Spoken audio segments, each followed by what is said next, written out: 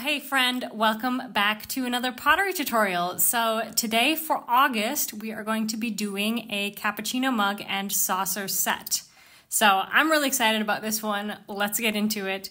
First thing, of course, you just need to cut out all of your template pieces. And with this one, some of the template pieces do need to be assembled. So you're going to need to tape together C1 and C2. And then everything's ready to go.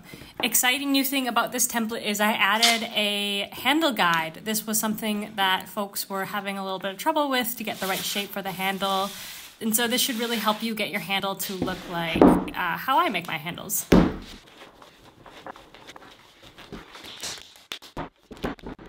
So we're going to be rolling out 2 different slab thicknesses today. We're going to start with a 1/2 centimeter slab.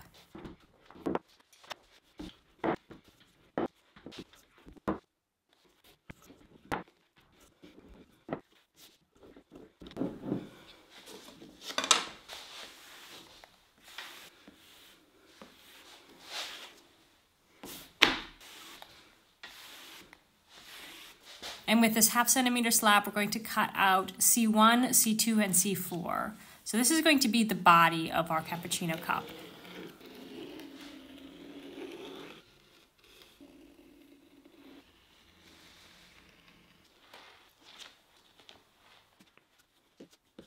Once those are cut out, just set them aside. I like to put them on another wedging board, and I'm gonna go ahead and put them in front of the fan to start firming up while I roll out the second slab.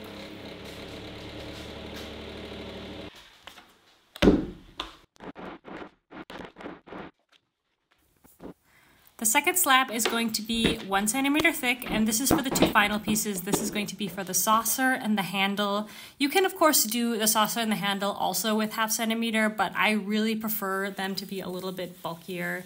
They're just a little bit nicer, I think, when they are a bit thicker. Once those are cut out, just put those in front of the fan as well.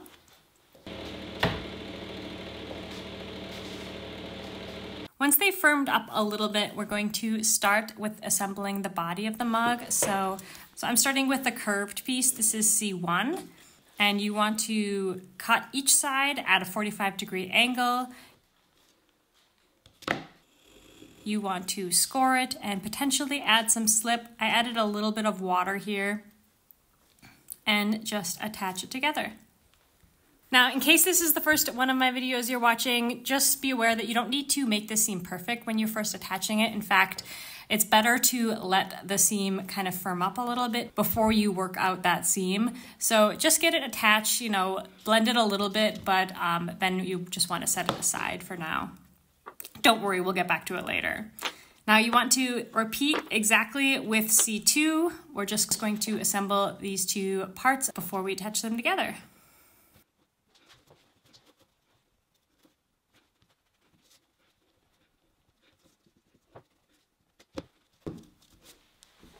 Okay, so now you want to make sure you're positioning your pieces so that they're as perfectly circular as you can get them. Now we're going to attach these 2 sides together. So what you want to do is score each side, and then also, if you want to, add a little bit of slip or water here. This just depends on your clay. And then attach them. So this should line up nicely. Just make sure each part of the wall is attached, and then you can use gentle but firm pressure to push it down. So because these seams are kind of at a weird angle, it's at an open angle, you want to add a little bit of clay into that seam. So I'm just rolling out a little coil. This is about a pencil thickness. Actually, later on as I'm working this, I'll have wished I used a slightly thinner coil here. But this is also fine. It's just going to take a little bit more work to blend out this seam. So I know it looks kind of crazy right now, but it'll look better once we blended it. Okay, so one thing that really helps is add a little bit of water to the top of the seam, because this is going to loosen up the seam and make it easier to blend. That's what I'm doing there. And then I'm just going to take my rib, or you can use your fingernail or your finger, whatever you like, and blend each side of the coil into the body of the pot. Okay, so we've got a crazy looking blend here right now. This is what I mean by my coil was a little bit thick. Don't worry, we're going to let this seam firm up first before we finish blending that out. It's not good to overwork it when you've just added a bunch of water, so we're gonna let that rest for a minute, and meanwhile, we're going to attach the bottom. So as you know, the bottoms are always a little bit bigger. This is so that you can attach them first and then cut them perfectly to size. So you want to set your pot on top of the base and trace around it, score where the base attaches, make sure you're scoring both sides, and then you just attach them together. You can add a little bit of slip or water if you need to. I think I dried out my pieces a little bit too much here, so that's why I'm using water. I don't typically use water when I'm making these attachments, but it is nice to use when you need it. So make sure you got a nice good attachment here. And now while I'm waiting for that seam to firm up, I'm going to go ahead and start working on this seam. So I'm going to scrape off all the extra clay that I didn't need to add and just work methodically. I really like to use a rib at a 90-degree angle to kind of scrape off all the extra clay and just work that seam in. Okay, meanwhile, the bottom is ready to go. So I'm just going to remove that and blend that seam.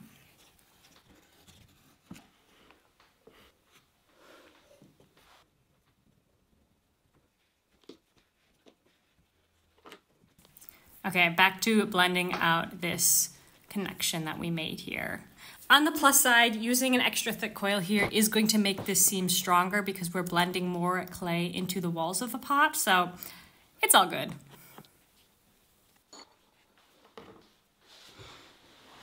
And then I did have a few scoring marks on the inside, so what I like to do is just use a paintbrush with some water to smooth out those scoring lines. Ta-da! Okay, now it's time to add the handle. So if you want to have a handle like mine, I definitely recommend you use this shaping guide. This is just a really classic handle shape, but of course you can do whatever handle you like on your cappuccino. So to use this shaping guide, you want to bend the handle shape to match the guide. And if your clay is a little bit dry like mine was, you might need to blend out any cracks that appear. Don't worry, just smooth those out with your finger. And following the guide, you just want to cut the handle ends to follow the contours of the cup.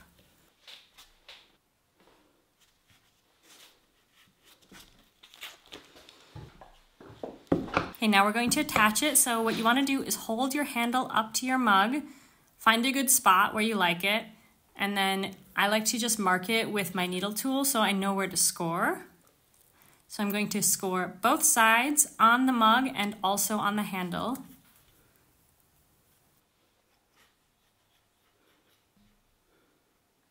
And then you can use a little water or slip and press it into the mug. So check my left hand here. You definitely want to be supporting the inside of your mug as you attach the handle. You don't want to push into your mug without supporting that wall because you could mess it up. And then just blend it how you like it. So this entire pot, there's still blending and cleaning up that we need to do, but we're going to do that all tomorrow. So for now, just set it aside. And let's work on our saucer. So what we're going to do with the saucer today is we're simply going to turn up the edges. Now, if you're turning up the edge and it just flops back down again, that means your clay isn't quite dry enough. So you'll want to put that in front of the fan or, wait half an hour or something for your clay to firm up. It should be able to hold a rim here. I'm just going to smooth it out nicely. So that's all we're going to do today. You need to be patient with pottery. I mean, to have the tidiest pots, you want to be patient. So what I like to do always is put it under cloth overnight and let it firm up to leather hard. Depending on your studio situation, you might need to use plastic or you might just wait a few hours. It just depends on the humidity in your studio. I have a basement studio, so it's very humid. So just putting it under plastic and waiting until the next day is kind of perfect for getting to that leather hard stage. Now that it's leather hard, you can see it's holding its shape a lot better. So now it's easier to go in a little bit more aggressively and really smooth out any irregularities, any bumps, any nicks, anything that I don't want. I'm gonna go in with my rib or with my finger, and I'm just gonna smooth it all out. Now you just do this to the point that you're happy with it. You know, there's no right or wrong here. The glaze does also cover a variety of sins, so don't worry too much about making it perfect. And then once we're done with the mug, we're going to move on to our saucers. So here's where things get a little interesting. So one of the benefits of creating a slightly thicker saucer is you can actually add a little divot here. So I'm just positioning my mug right on top here, making sure it's nice and centered, and then I'll go ahead and trace around it with my needle tool so I know exactly where my cappuccino mug should be sitting. And then I'm going to take this little loop tool that normally you'd be using for trimming on the wheel, but this is really great for carving as well. So I'm just going to carve back some of this clay to make a little recess where my cappuccino mug can sit inside of. So cute.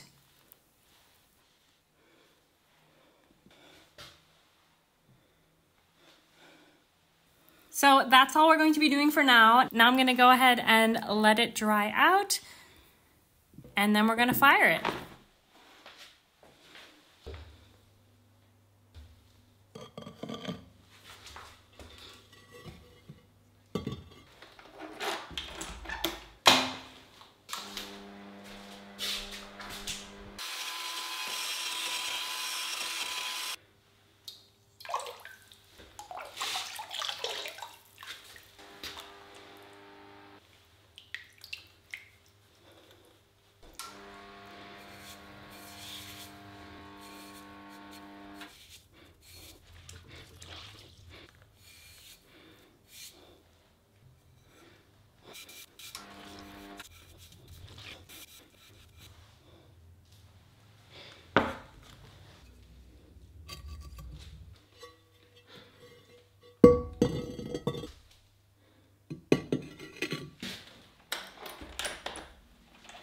And here is our final result. I love this cappuccino mug so much. Actually, I hesitate to call it a cappuccino mug because this is also like a perfect tea mug, I think.